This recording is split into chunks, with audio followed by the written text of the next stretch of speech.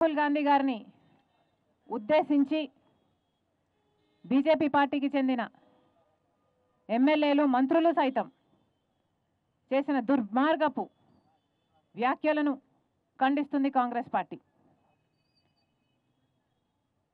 రాహుల్ గాంధీ గారు ఈరోజు leader of opposition. అలాంటి కాంగ్రెస్ పార్టీ నాయకుని పట్టుకొని బీజేపీ పార్టీ వాళ్ళు చేస్తున్న వ్యాఖ్యలైతేనేమి, టెర్రరిస్ట్ అని కానీ, రాహుల్ గాంధీ గారిని చంపేయాలి అని కానీ ఇలాంటి వ్యాఖ్యలు చేస్తున్నా కూడా బీజేపీ పార్టీకి చెందిన నాయకులు, మోడీ గారైనా అమిత్ షా గారైనా పెదవి విప్పడం లేదు. అంటే ఏమనుకోవాలి? వారి ప్రోత్సాహంతోనే ఇదంతా జరుగుతుంది అని మేము అనుకుంటున్నాం.